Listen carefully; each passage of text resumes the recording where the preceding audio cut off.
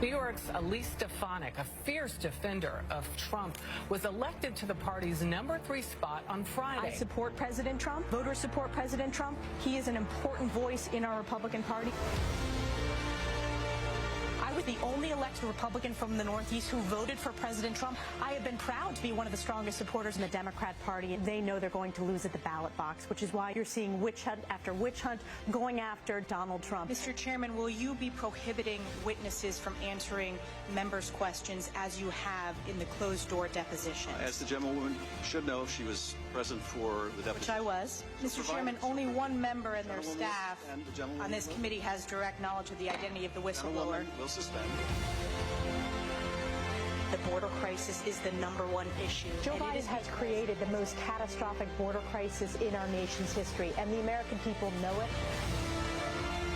We will continue to fight to ensure every baby has the sacred opportunity of life, liberty, and the pursuit of happiness. President Joe Biden has failed to support our most precious ally, Israel. Today I stand before you as a lifelong supporter of Israel and the Jewish people. House Republicans have passed an emergency funding bill for Israel tonight, providing $14 billion in aid. This is specifically calling for the genocide of Jews constitute bullying or harassment.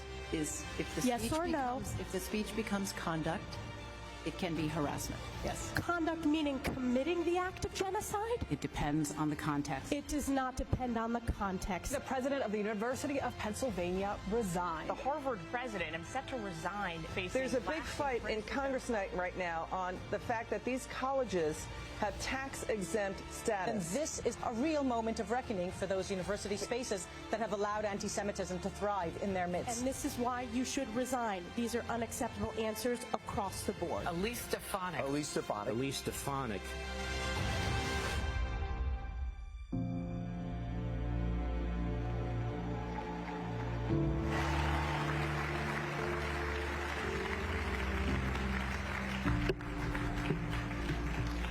Well, we are really honored to welcome our next speaker. Yes. You know, it's been 258 days since Hamas terrorists breached the border with Israel and committed the bloodiest atrocities to suffer the Jewish people since the founding of the modern state of Israel.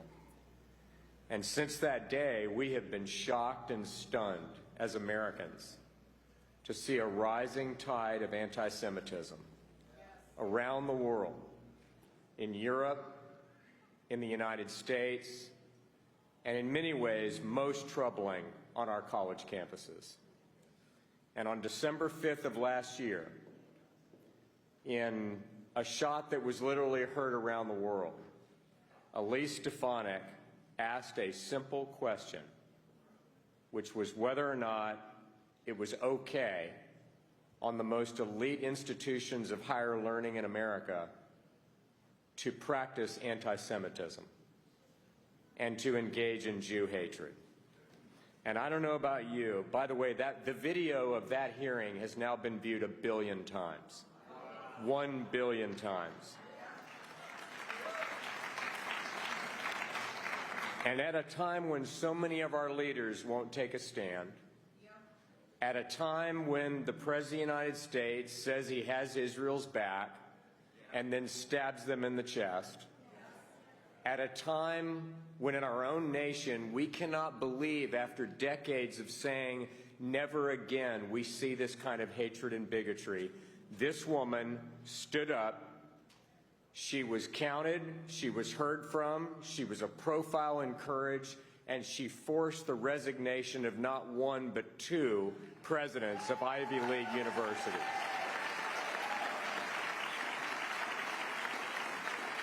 At the time when she was elected to Congress, she was the youngest woman to ever be elected to the House of Representatives. She has risen in short order to be the 3rd highest ranking Republican in the House. She was an early, strong, and unapologetic supporter of Donald Trump's, and it is my great honor as the chairman of Faith and Freedom Coalition to present her with our Ronald Reagan Defender of Freedom Award. Would you please welcome Representative Elise Stefanik?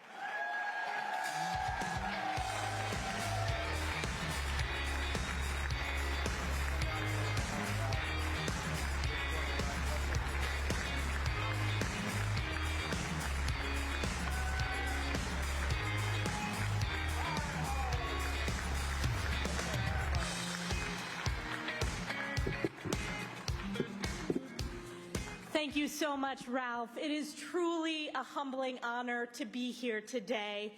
But let's get this energy up. Are we ready in 136 days to fire Joe Biden and save America?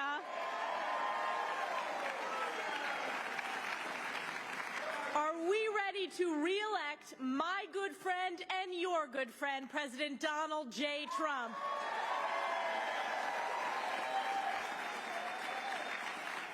Yes, we are. Again, it is truly an honor to be here today, and I want to first by saying thank you. Thank you to each and every one of you for your grassroots effort every day, from all you do across the country at the local, regional, state, and national level. This is the most important election in our lifetime. We know that this election is different, that the stake of our nation, the protection of our Constitution, are on the ballot this November. We have to leave everything on the field to save our great nation and save the American dream.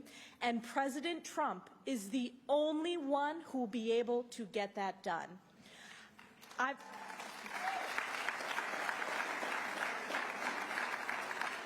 also want to thank Ralph for his extraordinary leadership. He has been a leader in the conservative movement from a very young age. He is a wonderful friend, as is his family, to mine. I've gotten to know him on the campaign trail, particularly as we've worked to support President Trump and Republicans up and down the ballot. So to earn this award and be presented by Ralph, such an esteemed conservative leader, it's truly a humbling honor for me. Let's talk about what's at stake this election cycle. We have seen under Joe Biden crisis after crisis. Let's start with the historic Biden border catastrophe. This is the most wide-open, catastrophic border crisis in our nation's history. And let me tell you, it's not just our southern border. I know we have so many southern border states who are here represented today, but it is our border across the country and our northern border. I was just up in my district in upstate New York, meeting with Border Patrol, and we've seen more illegals crossing than ever before, including individuals on the terrorist watch list. And the American people are smart. They know that the millions of illegals that have poured into our country are because of Joe Biden's unconstitutional, illegal executive actions, wiping away President Trump's most effective border security policies in our nation's history. That's why when President Trump says he will secure the border, build the wall, end catch and release, restore remain in Mexico policy, we know what the most secure border is in our nation's history, and it's President Trump's border security policies. Those are on the ballot this November. And it's not just border states, as I mentioned, whether you're northern border states or southern border states, every district, every state is a border state and border district. Every community is a border district. The leading cause of death for young Americans is fentanyl poisoning, which is flowing in across our borders because of this border catastrophe. We are going to run and we are going to win on securing the border. On top of the border crisis, we also have the Bidenflation crisis, the highest rate of inflation in my lifetime.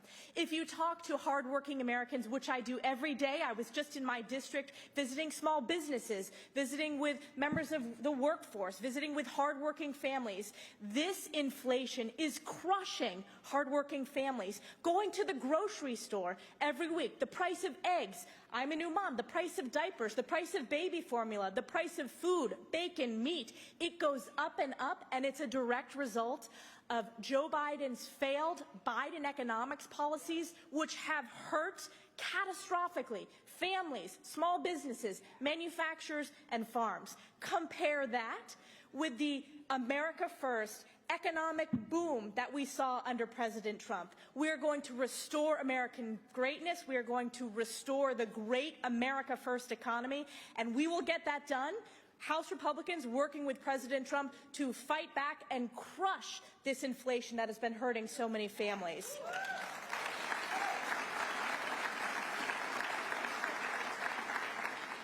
And we also, and this is tied to the economic crisis we're seeing, the inflation crisis under Joe Biden, the energy crisis. On day one, Joe Biden declared war on American energy independence, and hardworking Americans are footing the bill. We're paying more for utilities, paying more at the pump.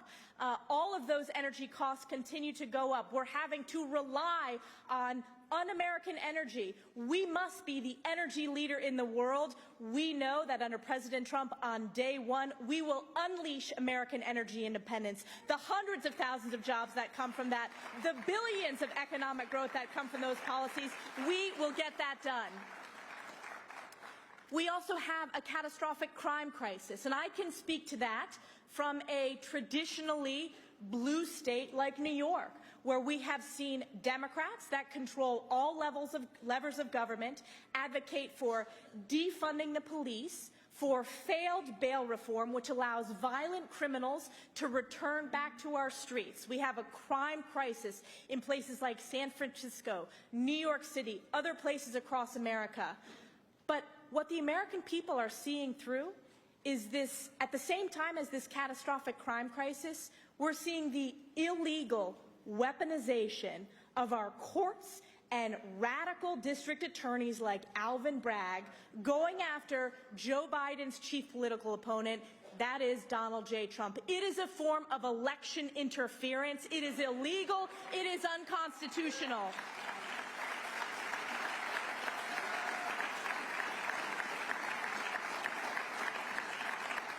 We must do everything we can as the American people to make sure that we restore equal justice under the law, that we stand up against this radicalization, this corruption of our courts. I've been proud as a member of the New York delegation and just a proud New Yorker to file ethics complaints against Alvin Bragg, the corrupt process, the jury selection process. Think about this. It is so corrupt that in the jury selection process, the jurors were asked, do you follow any social media accounts of President Donald J. Trump? If any of them said yes, they were not allowed to serve on the jury. They were not asked that about Joe Biden. They jury shopped and then they illegally judge shopped. The fact that this is a judge that donated to Joe Biden, it is corrupt to the core. And on top of that, the judge's direct family members are some of the chief fundraisers for radical Democrats like Adam Schiff, fundraising off of this illegal lawfare court case going after President Donald J. Trump. We must save our country at the ballot box this November. It will be the American people that save the Constitution and save this country and fight back.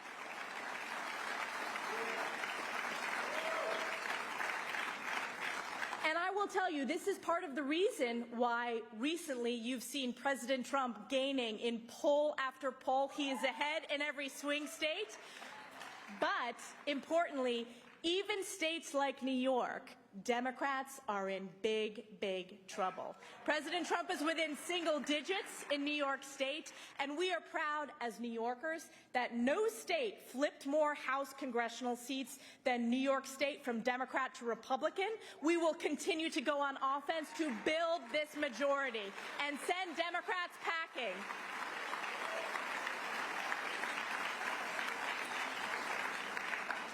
On top of the Biden border crisis, the inflation crisis, the energy crisis, the crime crisis, we've also seen Joe Biden's weakness as commander-in-chief on the global stage. We saw the catastrophic withdrawal from Afghanistan, an absolute black mark on America, the way the rest of the world views America. We then saw Israel, our most precious ally, under attack from the vicious Iranian-backed Hamas terrorists, leading to the deadliest day for the Jewish people since the Holocaust. And what have we seen from Joe Biden? What have we seen from this White House? We have seen anti-Israel policies. They have turned their back on our most precious ally, and I am very proud that President Trump, if you look at our greatest defender of Israel from the White House, it was President Trump. The Abraham Accords, the embassy to Jerusalem, support for Israel, the Iron Dome support. recently had the opportunity to deliver remarks in the Jerusalem room at the Knesset, and I'm very proud over my lifetime, even before I was in Congress, I am proud to be a lifetime supporter of Israel. I had the opportunity to, and I know you are as well, and America is as well. I had the opportunity to travel to Israel when I was an undergraduate. I had the opportunity to travel when I was a young professional, and I have been there many times as a member of Congress. And it is more important than ever that the United States, that America shows moral leadership and standing with Israel. There should be no equivocation, no daylight when it comes to U.S. support for Israel.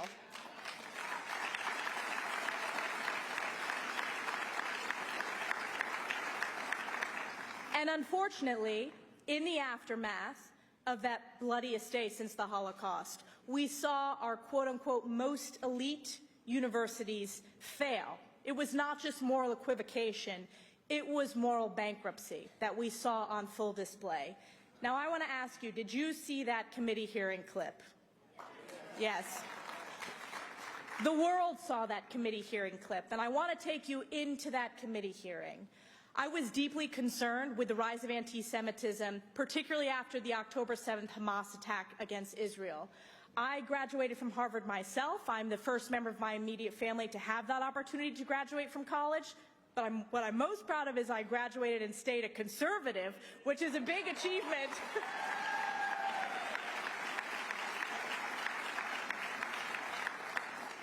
So I encouraged my colleague, Chairwoman Virginia Fox, that we needed to have a hearing to address and combat this rise of anti-Semitism on our college campuses. And she agreed. We had the hearing with university presidents from MIT, from Penn, and from Harvard. And throughout the hearing, we did not get a lot of direct answers. They were trying to avoid answering our questions. The question that is now the most viewed testimony in the history of the United States Congress, that was the last question of the committee hearing. It was not my prepared question.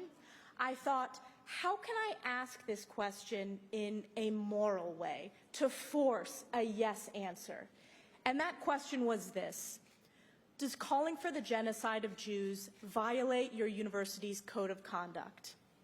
And one after the other said, it depends on the context. And the world heard. We know it does not depend on the context. We know that that is not reflective of American values. UPenn's president was forced to resign within 48 hours. It took a month. Harvard president was forced to resign as well. And we have a message for higher ed. 2 down, so many to go. We will continue.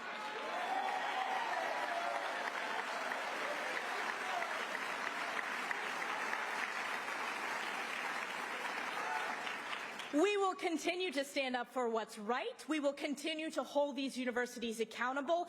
Each of those higher ed institutions relies on nearly $1 billion of U.S. taxpayer funds every year. If there is any support for anti-Semitism, if these schools refuse and fail to protect Jewish students, we will defund them. We will stand up for U.S. taxpayer dollars, and we will hold them accountable.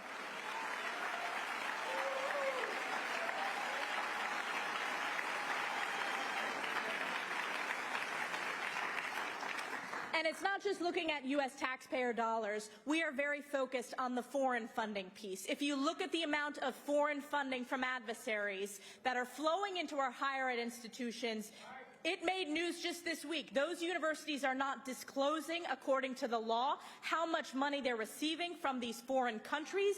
That needs to be fully transparent for the American people. These are American institutions.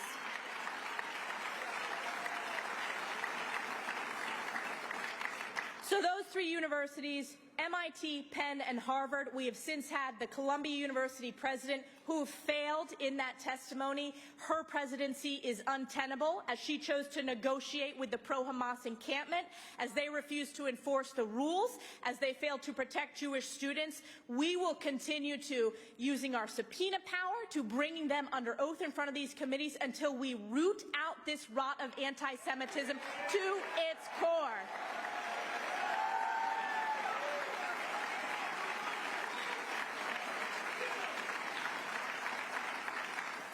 So again, I am just so grateful to have had the opportunity to speak with you today. I'm very proud to serve as House Republican Conference Chair. My goal every single day is to make sure House Republicans are unified, that we are focusing on the issues that matter to the American people, that we are going on offense, communicating our positive message of making America great again and the America First movement, and we are crisscrossing this country to not only flip the Senate, but to gain seats in the House, and most importantly, to elect President Donald J. Trump.